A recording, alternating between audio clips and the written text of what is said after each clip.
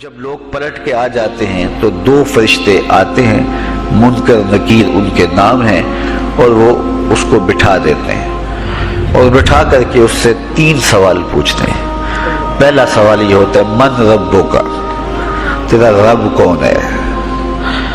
اب کوئی مانے یا نہ مانے، رب تو سب کا اللہ ہی ہے، یہ تو حقیقت ہے، یہ تو طے شدہ ہے، لیکن جو عقیدہ دنیا پہ رہا ہوگا وہی عقیدہ اس کے لہجے میں آئے گا۔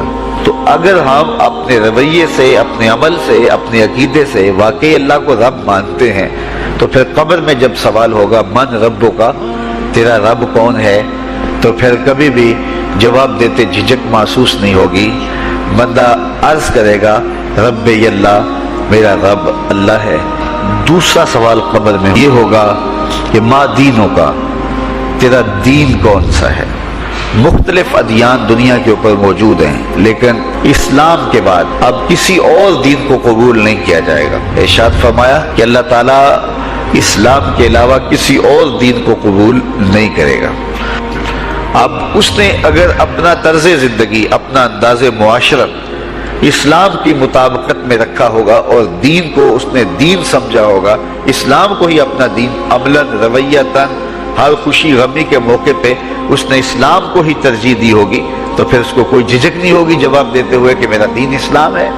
میرے شب و روز، میری زندگی کے نشیب و فراز، میری زندگی کی ہر گوشہ جو ہے وہ اسلام کی مطابقت میں گزرتا تھا، تو پھر وہ سیدھا سیدھا جواب دے گا دین الاسلام۔ اس لیے ہمیں اس سوال کی تیاری بھی کرنی چاہیے۔ ہم صرف مسلح کے مسلمان نہ بنیں کہ 5 نمازیں پڑھ لی، روزے رکھ لیے، تراویح پڑھ لی اور حج کر لیا، تو اس سے ہم مطمئن ہو گئے کہ ہم مسلمان ہیں۔ اسلام ایک مکمل اور اکمل اور کامل ضابطہ حیات ہے، اپنے ماننے والوں کو زندگی گزارنے کا پورا اسلوب اور مکمل کامل رہنمائی دیتا ہے۔ ہم نے ہمسایوں کے ساتھ سلوک کیسے کرنا ہے یہ ہمیں اسلام بتاتا ہے، ہم نے بیوی کے ساتھ سلوک کیا کرنا ہے یہ ہمیں اسلام بتاتا ہے، اولاد کی تربیت کیسے کرنی ہے اسلام کی واضح تعلیمات ہیں، ہم نے سفر کرنا ہے تو انداز سفر کیا ہونا چاہیے اسلام نے ہمیں بتایا، کاروبار کرنا ہے تو ہمیں اللہ اس کے رسول نے واضح 2 ٹوک اور سیدھے سیدھے احکام دیے ہیں کہ تم جب کاروبار کرو تو تم اس انداز کے ساتھ کاروبار کرو، کم نہیں تولنا، کم نہیں ناپنا، جھوٹی قسم نہیں کھانی، سود نہیں لینا، ملاوٹ نہیں کرنا، ایک ایک چیز وہ اسلام نے ہمیں فراہم کی ہوئی ہے۔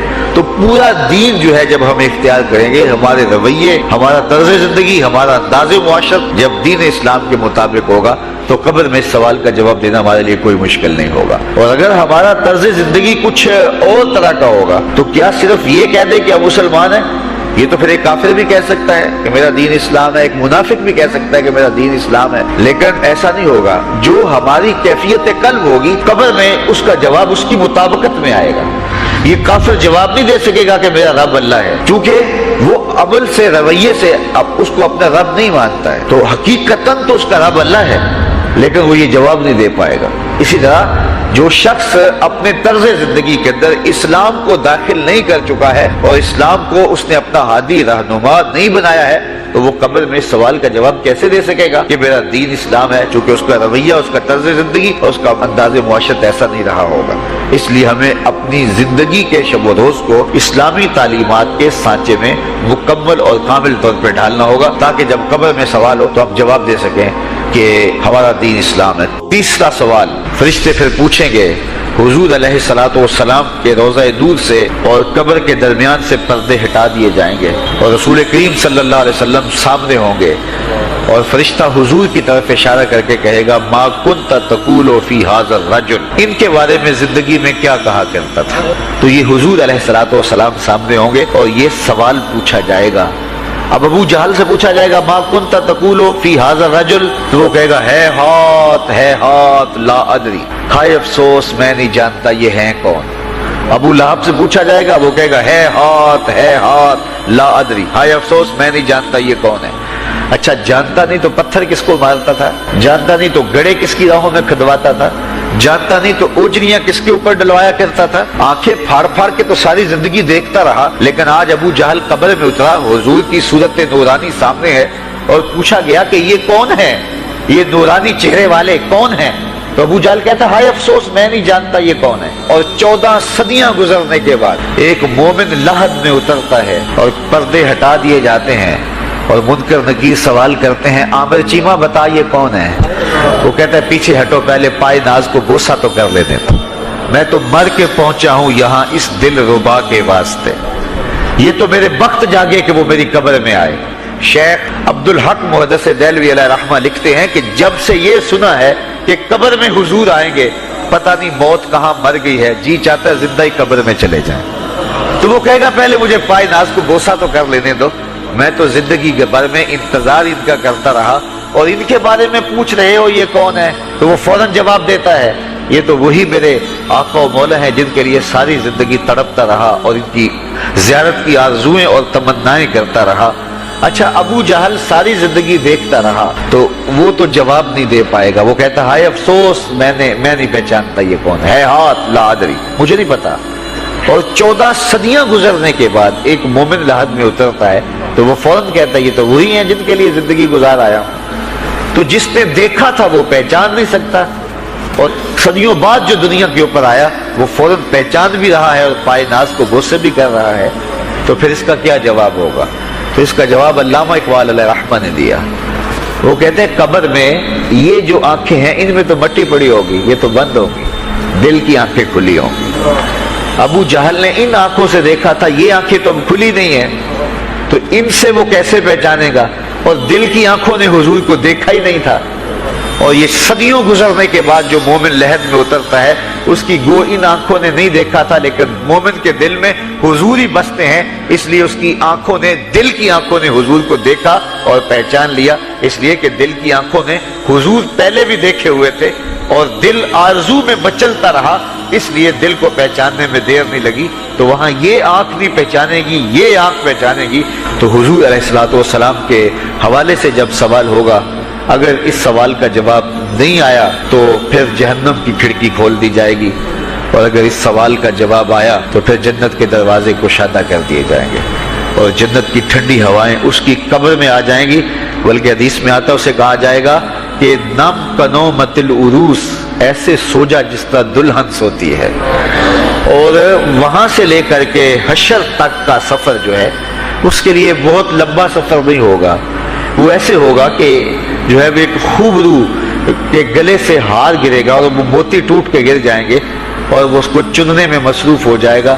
ابھی سارے موتی چن نہیں پائے گا کہ قیامت آ جائے گی. یہ مومن کے لیے اللہ نے آسانی رکھی. 50,000 سال کا دن ہوگا یوم محشر, لیکن جو مومن ہوگا اس کے لیے حشر کا اتنا بڑا دن ایسے ہوگا جتنا عصر کا وقت ہوتا ہے. تو اتنے فتح مکہ کا دن ہے. آپ جانتے ہیں کہ حضور کے پیچھے ایک بچہ بیٹھا تھا, حضور کا ردیف, جو خوشی سے اچھلتا تھا. بڑی خوشی کا دن تھا, لیکن میرے حضور کا سر عجز سے جھکا ہوا تھا, حتیٰ کہ امامے کا کور اونٹنی کی کوہان کے ساتھ لگتا تھا. لیکن وہ بچہ تھا, نو عمر تھا, وہ اچھلتا تھا خوشی سے. تو حضور سے روکتے تھے, پھر وہ اچھلتا تھا, پھر روکتے تھے. وہ بچہ کون تھا؟ تاریخ میں ڈھونڈے, نواسا نہیں ہے, کسی انصاری سردار کا بیٹا نہیں ہے, کسی قریشی سردار کا بیٹا نہیں ہے, حضور کے خاندان کا کوئی فرد نہیں ہے. ہم نے تاریخ ڈھونڈی تو وہ حضور کے آزاد کردہ غلام اور منہ بولے بیٹے زید بن حارثہ کا بیٹا اسامہ بن زید ہے. فتح مکہ کے دن اپنے ساتھ جس کو بٹھایا وہ غلام زادہ تھا. دنیا کو بتایا محمد عربی غلاموں کو عزت دینے آیا ہے. ایک غلام کو یہاں اپنے ساتھ سواری پہ بٹھایا, دوسرے کو کعبے کی چھت پہ چڑھا دیا. بلال حبشی کو کہا یہاں کھڑے ہو کے اذان پڑھو. اللہ اکبر. کہاں بلال مکے کی گلیوں میں ظلم اور جبر, جور اور زیادتی کا شکار ہوتے تھے. چکی پسوائی جاتی تھی اور جسم میں میخیں ٹھونکی جاتی تھی, اور ذلت اور رسوائی کے گڑھے میں ان کو دھکیل دیا تھا کفار نے. آج وہی غلام, وہی بلال کعبے کی چھت پہ کھڑا ہو کے اذان دے رہا ہے. اللہ اکبر. میں یہاں کھڑے ہو کے اذان دوں تو رخ کروں گا قبلے کی جانب, اور جب کعبے کی چھت پہ کھڑا ہوں تو پھر جدھر رخ کروں ادھر ہی تو قبلہ ہوگا. اب بلال اذان دے رہے ہیں, رخ کدھر کیا؟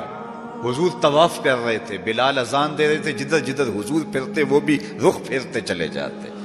اقبال بولے اذان ازل سے تیرے عشق کا ترانہ بنی, اذان ازل سے تیرے عشق کا ترانہ بنی, نماز تو اس کی دید کا ایک بہانہ بنی، ادائے دید سراپا نیاز تھی تیری، کسی کو دیکھتے رہنا نماز تھی تیری۔ کیسا رنگ تھا، کیسا جمال تھا، تو وہ طبقے جن کو کوئی پوچھتا نہیں تھا ان کو عزتوں کی مسند پہ بٹھایا۔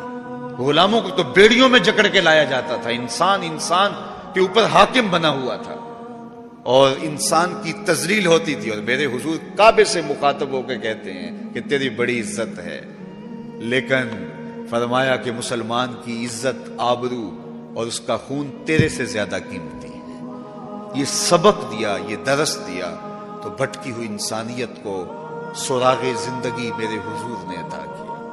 تو اس لیے آج میں اور آپ اس کا شکرانہ ادا کرتے ہیں اور اللہ کے حضور لاکھ لاکھ شکر ادا کرتے ہیں کہ ہمیں اس نبی کا غلام ہونے کا شرف اور اعزاز نصیب ہوا۔ تو پھر ان کی تذکروں اور ان کی محبتوں کی خوشبو بکھیریں گے، ان کے ذکر کی مہک سے مشام ہستی کو کیوں معطر نہیں کریں گے، ان کا تذکرہ نور بھی کریں گے اور ان کے بتائے ہوئے طریقہ کو اختیار کر کے اپنی زندگی کو بھی نور نور کریں گے۔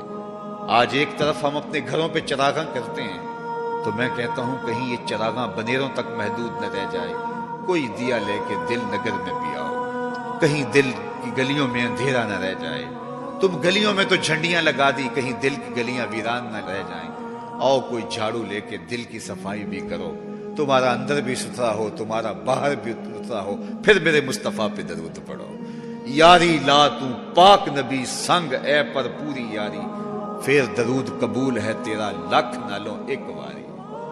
ان کا طرز زندگی روح میں جذب کر لیجئے، ان کے بتائے ہوئے طریقوں کو اپنی زندگی میں اتار لیجئے۔ تو ہم اگر اپنی پہچان حضور کے نام سے کرواتے ہیں اور ہماری ساری پہچان ہے ہی ان کے نام سے، تو پھر ہمارا عمل بھی اس کی گواہی دے، ہمارا رویہ بھی اس کی گواہی دے، ہمارا طرز زندگی بھی اس کی گواہی دے۔ آج بھی اگر اسلام کا دامن پکڑو، وَأَنْتُمُ الْأَعْلَوْنَ إِن كُنتُم مُؤْمِنِينَ، میرے رب نے وعدہ دیا ہے، کافر لگتے کیا ہیں، تم مومن بن کے دکھاؤ، عزتوں کا تاج تمہارے سر پہ رکھو، لیکن تم تن آسان ہو، تم خواہشات کے بندے بن گئے ہو، آرزوؤں کے غلام بن گئے ہو، اور نعمتیں وہ مانگتے ہو جو بدر اور احد کے صحابہ کو عطا کی گئی۔ کہاں کیسے تمہیں وہ نعمتیں ملیں گی؟